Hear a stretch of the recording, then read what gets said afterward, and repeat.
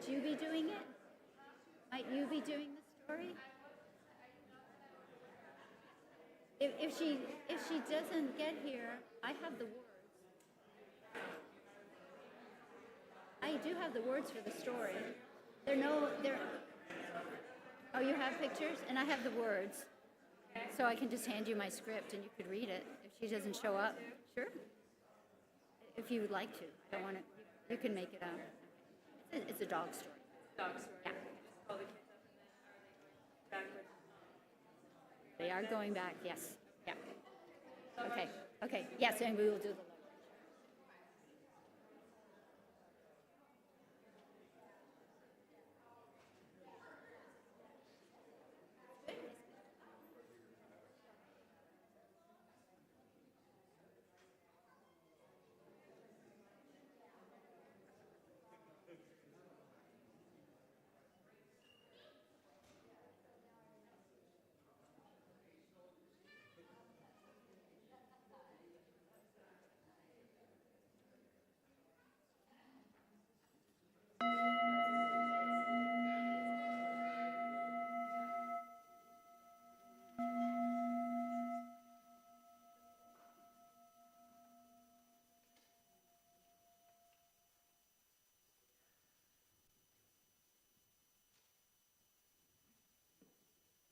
Good morning, everyone.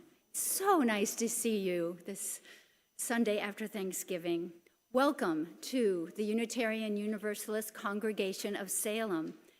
We're so glad you're here, whether you're joining us here or online. Camera, wave to something around. Welcome, whether you're here for the very first time, especially if it's your very first time, or you've been coming for years. Welcome. Let us extend thanks and welcome also to the people who created today's worship service. Firstly, our guest speaker today is Reverend Kathryn Bert. She was a bilingual teacher many years ago in Wenatchee, Washington. Something called to her to begin a second career in the ministry. Reverend Kathryn served the UU Church of Greater Lansing, Michigan, for 15 years before returning home to Washington State. She has now served the UU Church of Vancouver for almost 9 years and has just announced that she will retire at the end of July 2026. Today, she and our Reverend Monica are doing a pulpit exchange. So, welcome, Reverend Kathryn. Your celebrant and cantor is standing before you, Barbara. Hello, Molly. Our Time for All Ages will be led by Molly Brown, our Director of Religious Education. Our Lifelines lay minister is Margaret Gregg. Our pianist is Lori Ann Schmidt. Our tech boss is Sarah Pickett. And our slide maker, Doc Hadley. We gather as a community of seekers to wonder at life's mysteries, express our gratitude for life's gifts, and grieve together during life's hardships. We gather to be of service, to give and receive care, and to help each other learn and grow. You are welcome here, just as you are. Now, take a good deep breath and feel yourself here, not anywhere else. Let us enter into a time of worship together. Please rise in body, in voice, or spirit to join in singing our gathering hymn, number 1003, which would be the teal hymnal, but the words will also be projected.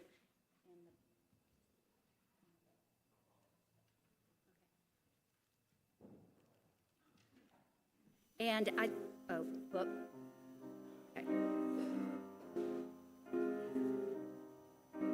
Where do we come from? What are we?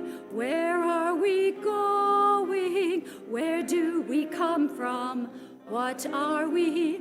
Where are we going? Where do we come from? Where do we come from?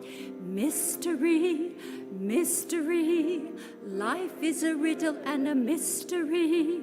Mystery, mystery, life is a riddle and a mystery. Where do we come from? Where are we going? Where do we come from? Where are we going?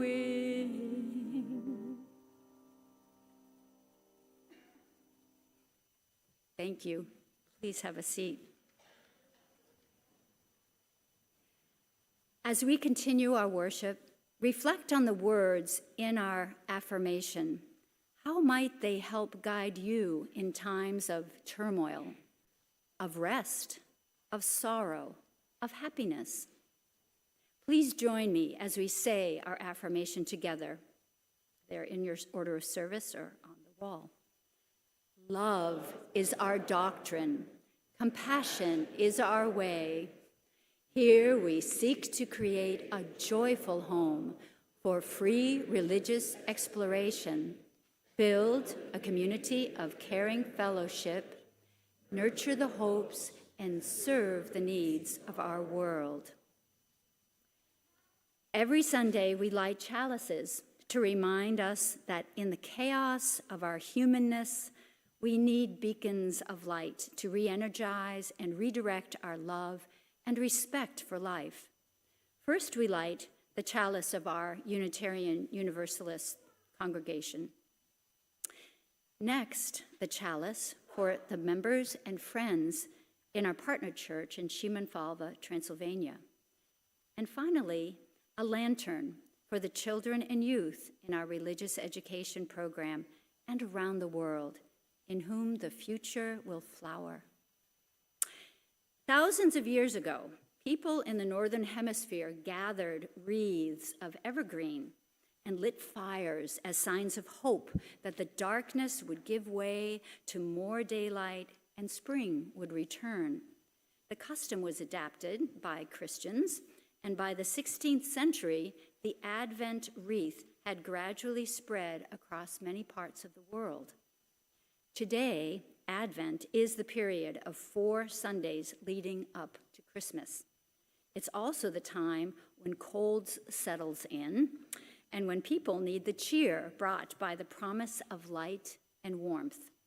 As we light one more candle each Sunday, the Advent wreath symbolizes our waiting experience. Week by week, the candles remind us that fear and hopelessness recede as more warmth enters the world. The flame of each new candle reminds us that more is yet to come. On this first Sunday in Advent, we have lit the candle of hope. And with words from Carolyn McDade, some of you might recognize them from a hymn. Come, sing a song with me, that I might know your mind, and I'll bring you hope when hope is hard to find, and I'll bring a song of love and a rose in the winter time.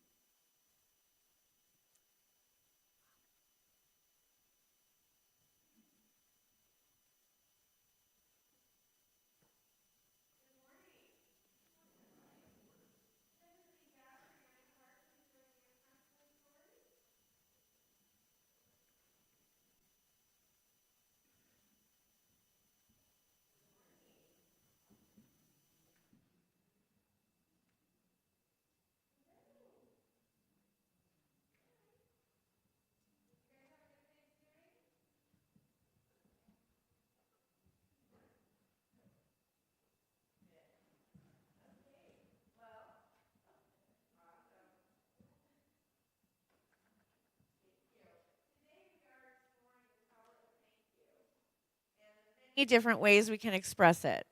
So with that in mind, I want to share a story written by Unitarian Universalist minister Naomi King. It's about a big family of dogs dogs from many different places and backgrounds who gather together every night to share their thanks in a very special way. And there's going to be some pictures to go along with it up on the screen. Once there was, and once there was not, a family of dogs. Like many dog families, there were dogs that had wandered off the street, and dogs with fine pedigrees, dogs from the shelter, and dogs who had been born into the family. They ran together. They played together. They tumbled together in great furry masses of tails and snouts and paws. They loved each other very much, even if sometimes they growled at one another, even if sometimes they worried about enough biscuits from the tin on the counter, even if some dog didn't feel good and snapped at another dog. They loved each other very much. Each night, as the moon rose, the family of dogs went outside and sat in a great circle on the soft grass and watched the moon rise and looked into each other's eyes and wagged their tails. It was a doggy thing to do. Then, when the moon was a dog's tail above the horizon, the eldest dog would bay loudly at the moon. And what do you think that dog was baying about? Do you know what baying is? Like howling. Ooh! The eldest dog was telling the other dogs and the moon and the whole world what he was thankful for. He was baying, "Thank you for this day, for the running and the jumping. Thank you for the biscuits and the tasty treats. Thank you, little brown dog, for nosing the ball my way. Thanks for being able to sing. Thanks for this and everything." Then the youngest dog would point her nose to the moon and begin to bay. And she was saying, "Thank you, wonderful sun that warmed my back. Thank you, fragrant frangipani, so sweet. Thank you, pack of dogs, for wiggly dances. Thanks for the ringing ice cream truck. Thanks for this and all my luck." Then one dog after another would join the baying, saying their thanks until they were singing together and to the moon. But they saved the best for last and howled together, "Thank you, mother, and thank you, father. Thank you, sister, and thank you, brother. Thank you, neighbor, and thank you, friend. Thank you, stranger, and thank you, world. We share our thanks for every being, whether near or far, no matter who, no matter where, no matter what you are. Thanks." They did this no matter what the weather, no matter how many or how few of the family were home, no matter how they felt. The dog family gathered together each and every night to greet the moon and share their thanks. And what I love about this story is how it reminds us of the power of thank you and how there isn't just one way to say it. And so we are going to talk about that back in LRE today. So if everybody can stand up in the center and create the love arch, we'll be on our way. Thank you.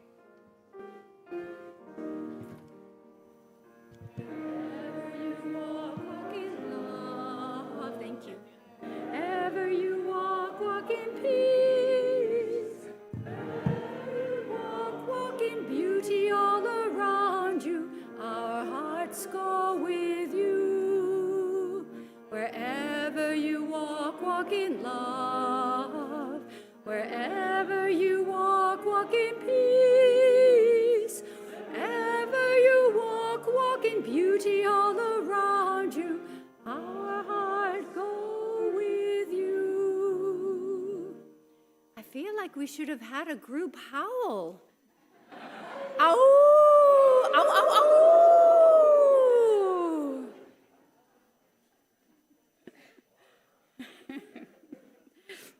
Good for the soul. Once upon a time, I dreamt of becoming a scientist. No, I didn't. No, I didn't. In fact, I had a difficult time dreaming about the future at all. I had no idea what I'd be when I grew up. Instead, I was immersed in the everyday and took great joy in school, sports, singing, drama, horses, dogs, and friends. Frankly, I was often too tired to think much beyond the next meal. When I look back on my childhood and teenage years, I realize that no didn't exist in my vocabulary. Maybe it was growing up with a lot of brothers. They were constantly daring each other, and you did not back away. It just wasn't an option. My personal favorite motto was Carpe Diem, Latin for seize the day. That really resonated with me. I loved putting my whole self into whatever the task. I had so many questions, but they weren't of the abstract, philosophical kind. The meaning of life to me was not a fuzzy idea, it was an action.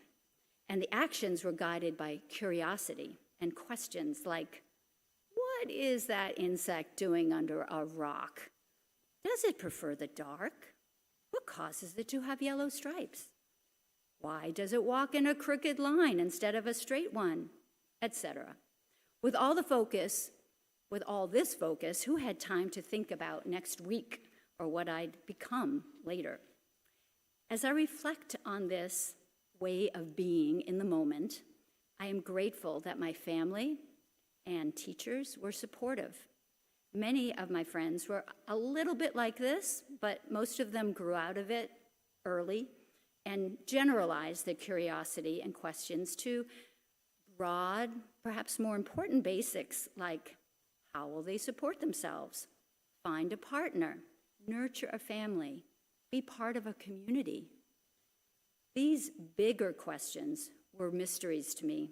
I did not have specific answers to any of them, but somehow I felt deep inside that I would figure them out in time.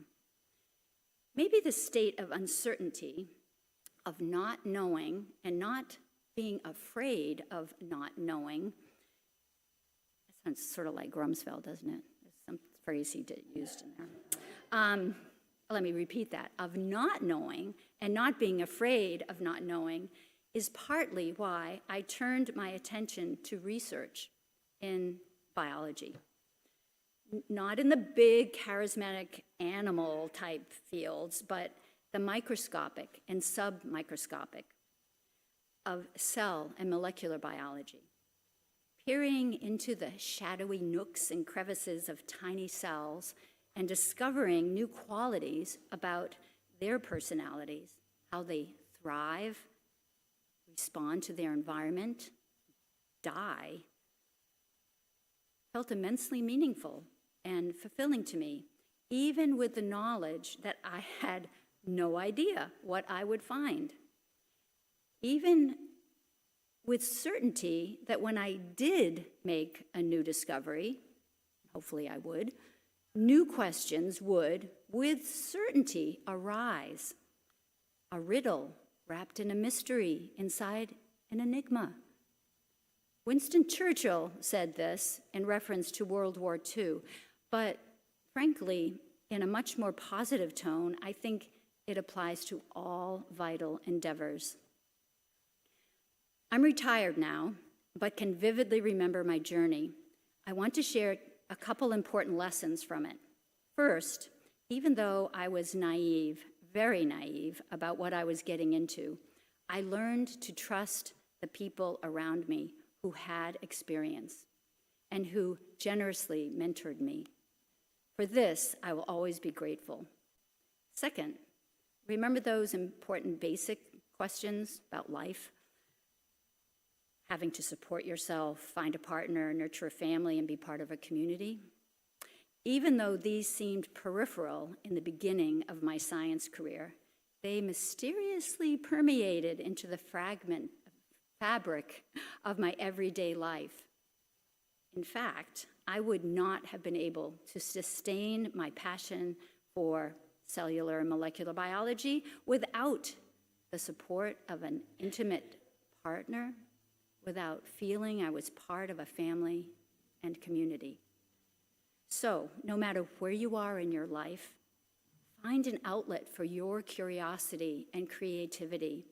Look for mentors and fellow travelers as you step toward the unknown. Learn to trust them and yourself. Be a mentor. More importantly, reflect on those connections to loved ones, family, community, that make life not just bearable, but joyful and meaningful. If they are still alive, thank them. If they are gone, thank them in your heart. Will they hear you? I don't know. It's a mystery.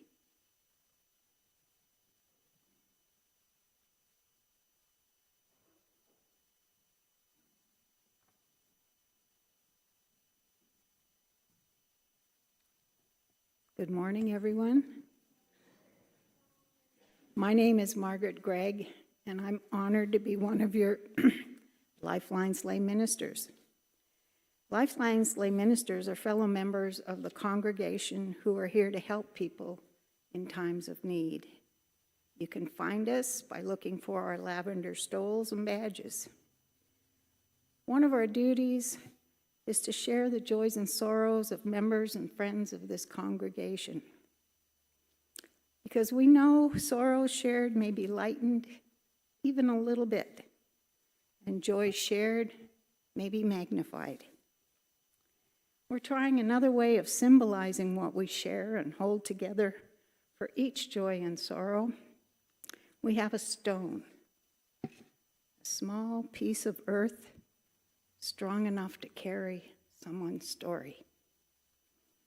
The stones go into a bowl of water, and the water symbolizes this community and reminds us of joining our waters in our fall ingathering. As each stone goes into the water, the ripples that form remind us each life touches us all. We've only got one sorrow today. It comes from Kathleen McKinney. The terror in McMinnville of masked ICE agents breaking car windows, not asking for ID or name, but pulling people out and taking them away, including a 17-year-old student born in Newburgh.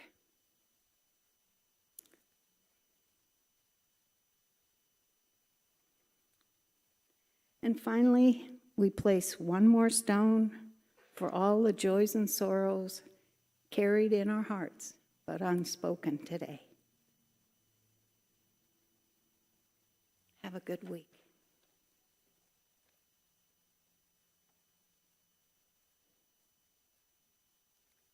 So I invite you into a moment of grounding. I want to teach you a prayer taught to me by the Reverend Jill McAllister, who just retired from the Corvallis congregation, and she learned it from another, but I invite you as you're able to join me in the movements. I'll teach it here and then I'll go show you on the ground, but you can touch the ground, and if you can't reach the ground, your chair will do, but touch the ground and remember that we stand on the earth. Look around the room and remember we have friends everywhere. Touch your heartbeat and remember that we are made of water and that blood flows through our veins. Feel your breath and remember that we are alive. Thank the universe for life, water, friends, and earth. Now I'll do it away from the pulpit mic.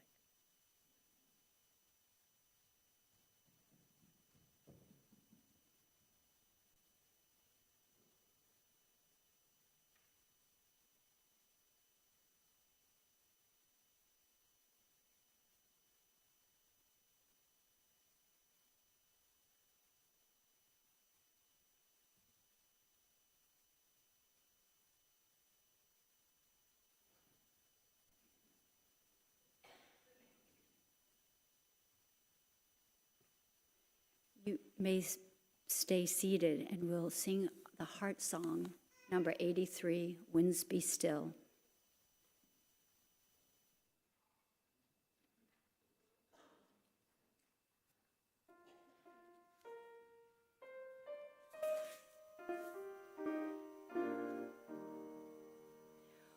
Winds be still, storm clouds pass and silence come, peace grace this time.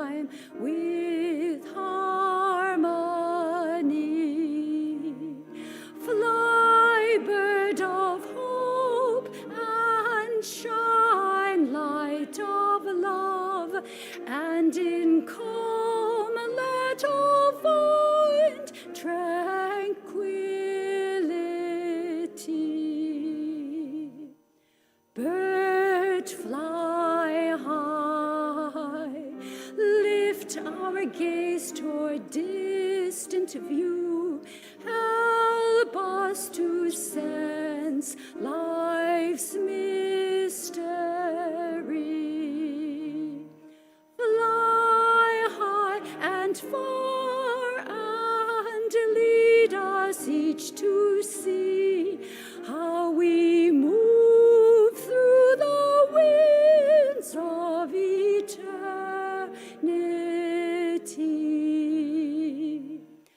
Light shine in, illuminate our inward view, help us to see with clarity.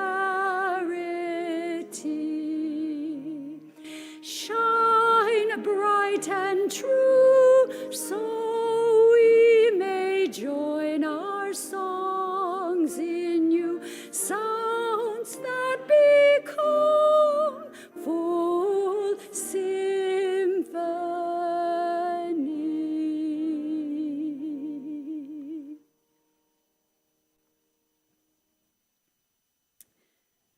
Today's reading is an excerpt from My Grandfather's Blessings, Stories of Strength, Refuge, and Belonging by physician and author Rachel Naomi Remen.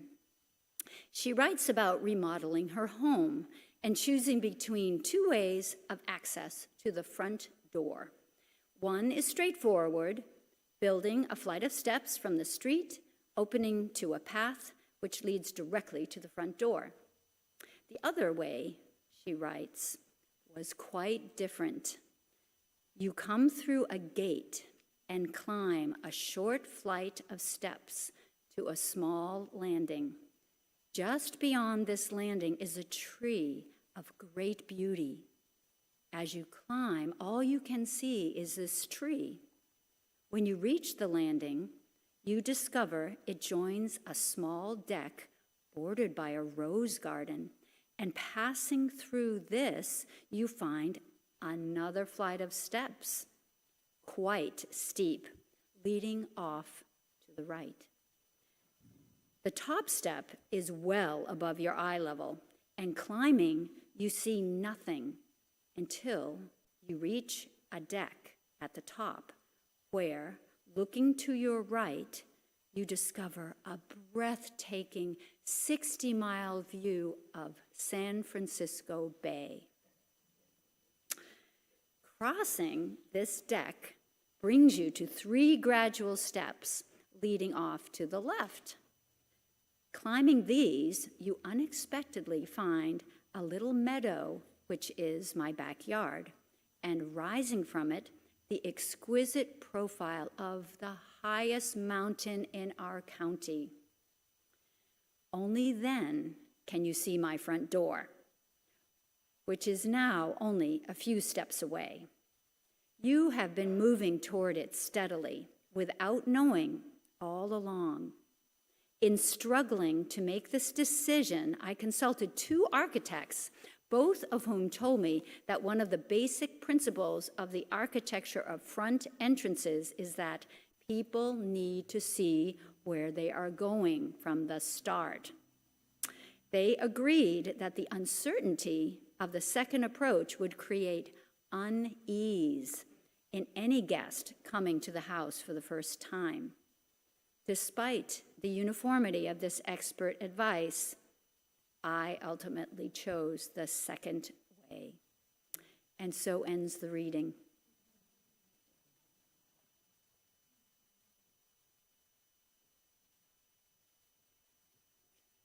So I first fell in love with that reading about 15 years ago when I was serving a congregation in Michigan that was in the midst of discernment about their space and their identity. And I found this particular reading by Rachel Naomi Remen offered perspective. She goes on to say that knowing where we are going encourages us to stop seeing and hearing and allows us to fall asleep. And she contrasts that with the uncertainty of the other path, which can foster a sense of aliveness and appreciation for the particulars around you. Remen goes on to say, in fact, perhaps we only think we know where we are going, while all the while we are really going somewhere quite different. The truth is that we are always moving toward mystery, and so we are far closer to what is real when we do not see our destination clearly. We're closer to what is real when we do not see our destination clearly. You know, it's human nature to pass judgment on the events that befall us as they occur. But when we pass judgment quickly, our perceptions get distorted. The ability to pass judgment quickly is very helpful, and we needed it to decide if a far-off creature is going to attack us for lunch or whether it might be suitable as our meal. But those very quick, same quick judgments which help us survive actually hold us back when hunting or being hunted is no longer the immediate struggle of our daily lives. We are wise to learn to choose our actions and not let our reactions choose us. But it's human nature to pass judgment, to use our judging minds to navigate the world, and it is a spiritual practice to learn to suspend that same judgment in order to experience what is more real. Perhaps we only think we know where we are going, as all the while we are really going somewhere quite different, writes Rachel Naomi Remen. It's a mystery. That line from the movie Shakespeare in Love is an ongoing joke in my household. Perhaps you've seen the 1998 movie written by Tom Stoppard. It's very loosely based on Romeo and Juliet, which in this version is first titled Romeo and Ethel the Pirate's Daughter. The line, "It's a mystery," is repeated quite often in this anachronistic narrative, beginning with this dialogue. "Mr. Fennyman, allow me to explain about the theater business. The natural condition is one of insurmountable obstacles on the road to imminent disaster." So what do? Nothing. Strangely enough, it all turns out well. How? I don't know. It's a mystery. And from this point on in the line, "It's a mystery," is repeated, often when we, the audience, think we know the outcome, but the characters are left unaware. And I commend this line to you in times of uncertainty and confusion. Or perhaps it's even more useful when we think we know what is going on, but are aware that our own knowledge is incomplete. It's a mystery. And it's not true, of course, that it all turns out well, at least from a human perspective. It neither turns out well for Romeo and Juliet, nor Shakespeare in Love, nor sometimes in our own lives. But the truth is that what happens will someday be what has happened. And the value we put on that happening is ours. When we bring a child into this world, we do not know what her life will be. It's a mystery. Likewise, most of us do not know what happens after we die. That is also a mystery. But we can be grateful for the mystery, grateful to be alive, like the dogs in our story. Not knowing wakes us up, makes us alert, helps us notice things along the way that we might have otherwise missed. And for that, we can be grateful. Gratitude is an attitude and a practice. It's a way of being in the world, a way of welcoming what is, even when we don't know what will be, even welcoming that which we don't understand, didn't ask for, and don't want. Grateful that life is more than what we understand, that it's a mystery, and that not knowing is okay. Sometimes it's a blessing. What are you grateful for now that you didn't want then? Even in your worst moments, you can work to uncover that gratitude. If you can't think of a reason to be grateful, you can get really basic. Be grateful for your breath, or food, or the sun today. My goodness. Be grateful that your body doesn't hurt in this moment, or that a stranger smiled at you today. It doesn't have to be profound, but noticing is a part of the practice. It honestly changes what it is you notice, which then changes what you experience. And before you know it, your gratitude multiplies. When we don't know where we're going, sometimes we notice our surroundings a bit more. Rather than rushing ahead, we pay attention to what is, and we are thankful. The mystery of death often brings tremendous gratitude. When a person dies, we remember all the things we loved about that person, and oftentimes their faults somehow diminish. They haven't actually gone away, but they no longer matter so much. And we're left with memories and such thanksgiving. I wear this stole today in memory of my grandmother. My grandmother taught my mother to embroider, who taught my sister and me to embroider.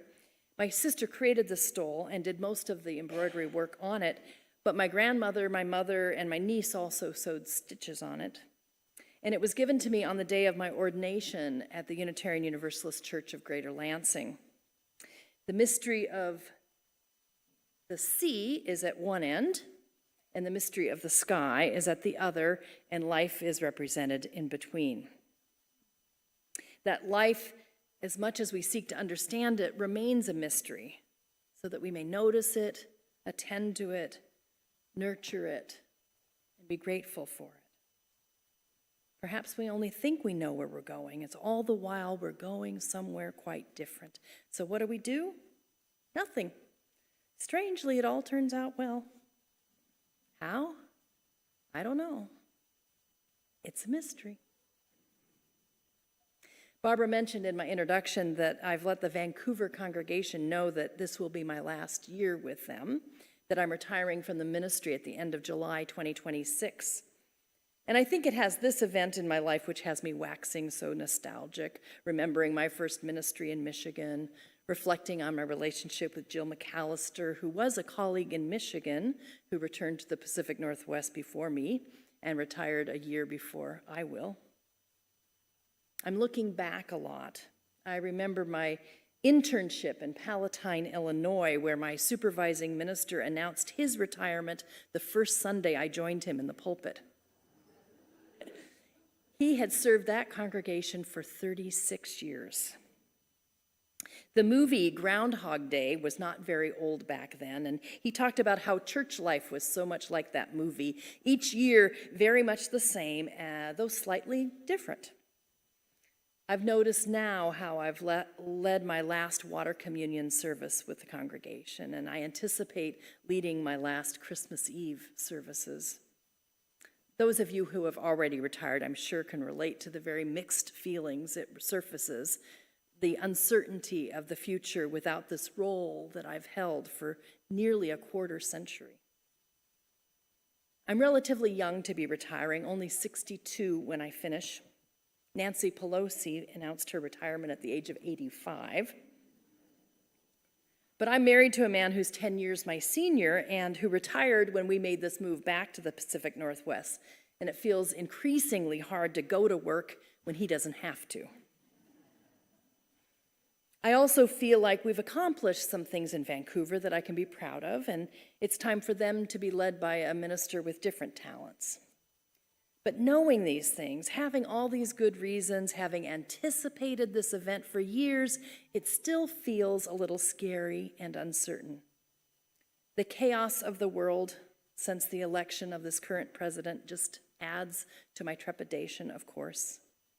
It increases my fear about the world I'm retiring into and makes me feel a little disloyal leaving the congregation when he is still in office and our nation is in such distress. Of course, that is just hubris. They will be fine without me. But the ICE raids, the government shutdowns, the housing crisis, the economy, it just feels so big and intractable, and it adds difficulty to my parting.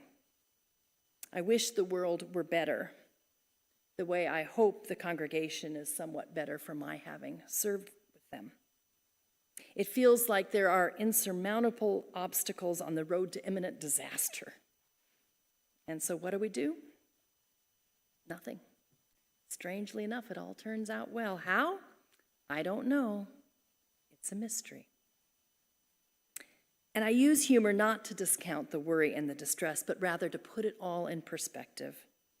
Though Shakespeare in Love is purely fictional, Shakespeare himself did live through tumultuous times that included political intrigues such as the execution of Mary Queen of Scots, major outbreaks of the plague, the persecution of witches and anti-Semitism, not to mention censorship laws, which likely affected the publication of his plays.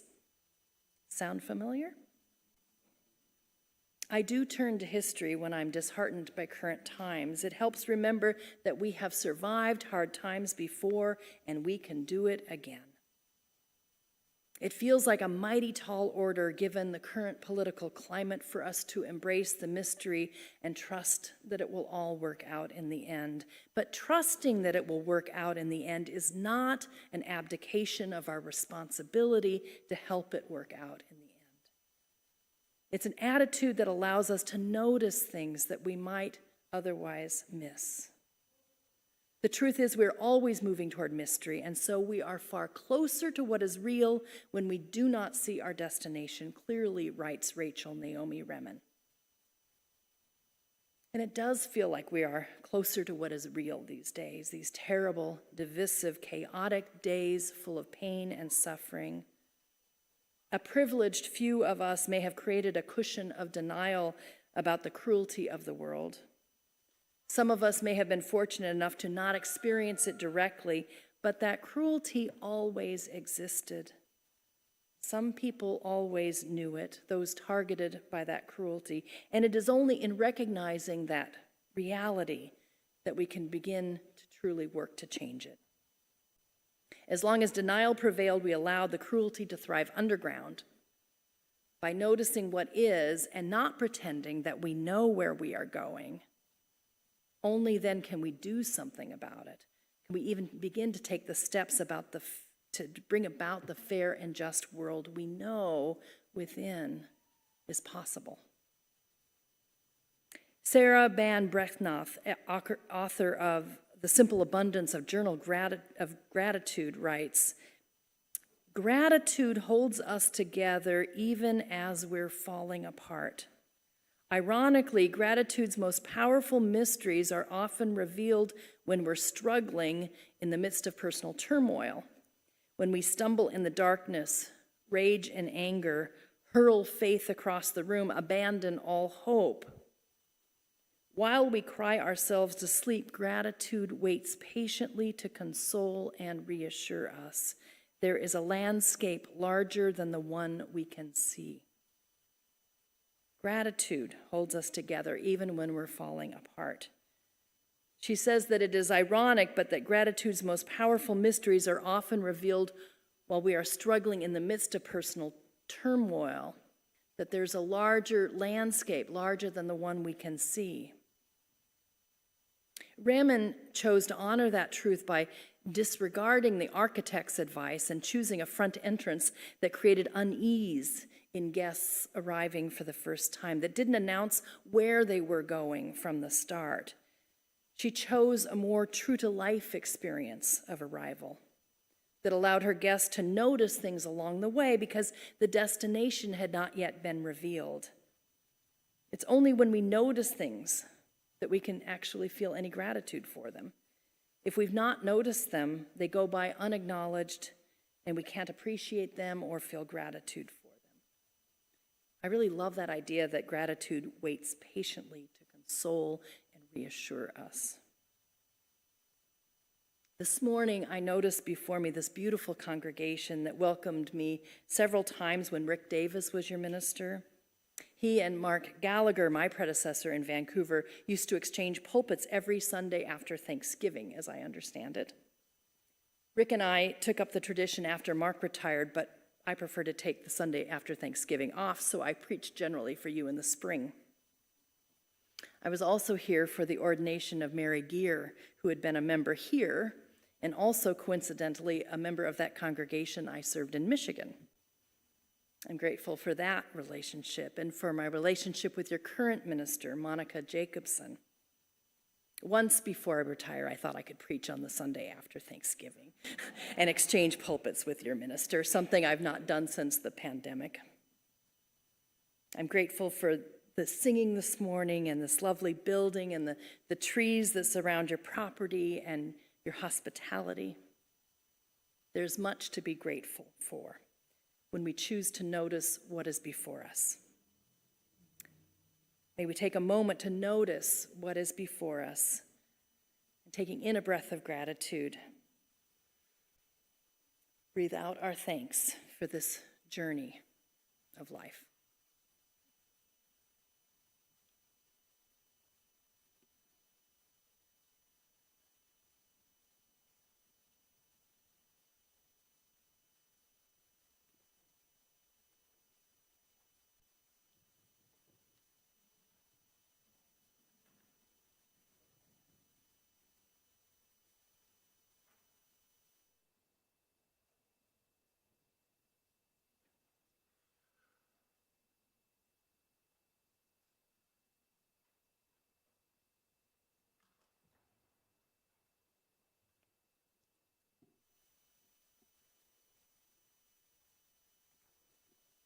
Thank you, Reverend Kathryn. It is said, the Lord loves a cheerful giver, yet we'll accept from a grouch as well. As the ushers prepare for this morning's offering, may each of us look into not just our wallets and our checkbooks to see how much we have with us. Let us look into our hearts and see what is available there. How much love, how much generosity, how much faith, how much gratitude, how much hope. And let us make our offering from that account. On the fifth Sunday of the month, we share the offering with our own religious education fund, which supports programs to encourage lifelong growth in spirit and mind through classes, special services, community events, social justice projects, covenant groups, and other small group activities. And as always, the little red wagon rolls in to remind you to bring non-perishable food for the Marion Polk Food Share. No one should go hungry. Finally, you may place cash or checks made out to UUCS in the velvet bags when they come to you. You may also make donations online by going to the homepage and clicking Donate in the menu bar. Thank you.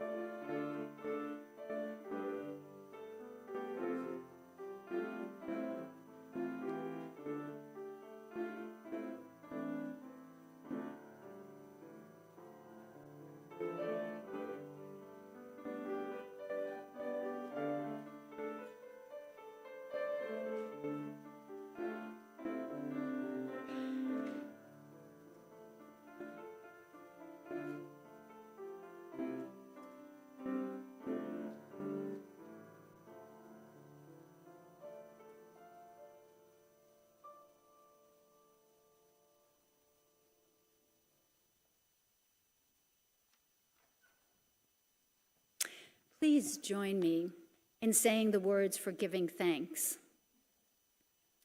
To the work of this congregation, which is weaving a tapestry of love and action, we dedicate our many gifts, including these offerings.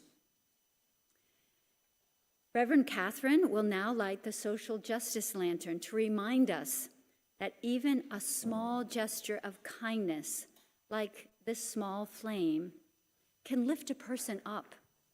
So this week, find a way to reach out to someone with love, kindness, and compassion.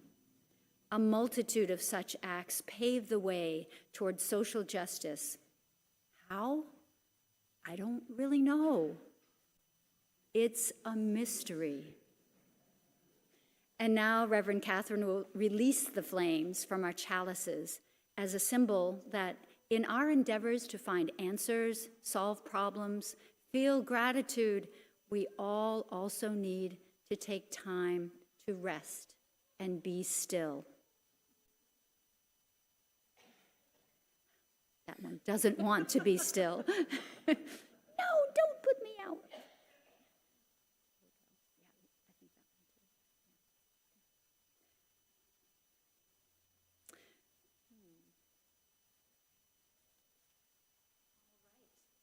So, news of the community. You have on the back of your order of service a number of announcements, and I am going to assume that you can look at those or have someone read them to you. There is, I think, maybe something. Yes, at 1 o'clock today, there is the Queer Alliance potluck in the fellowship, so please join us for that. And while we're on fellowship, please join us after the service for coffee, tea, and other refreshments and fellowship. If you are not connected to the news of the community, you can receive our Friday email that announce the events of the week and our monthly newsletter by going to the membership table in the fellowship hall to the left of the foyer and signing up. Everybody should be connected in some way. Okay, I think that's it. Our closing hymn is number 1020 in the teal hymnal, or follow the words on the wall. And please rise in body, spirit, and voice as you are able. If you use the teal hymnal, there is a little bit of harmony in there. So if you are a reader of music, you can do that. It will not be shown up there. Okay, I might attempt it. Okay, here we go. We are going, heaven knows where we are going, but we know within. And we will get there, heaven knows how we will get there, but we know we will. It will be hard, we know, and the road will be muddy and rough, and we'll get there. Heaven knows how we will get there, but we know we will. Whoa, yeah, yeah, whoa, yeah, yeah, whoa, yeah, yeah, whoa, yeah, yeah. We are going, heaven knows where we are going, but we know within. And we will get there, heaven knows how we will get there, but we know within. Oh yeah, whoa yeah yeah, whoa yeah yeah, whoa yeah yeah, whoa yeah yeah, whoa yeah yeah, whoa yeah yeah, whoa yeah yeah, whoa yeah yeah, whoa yeah yeah, yeah.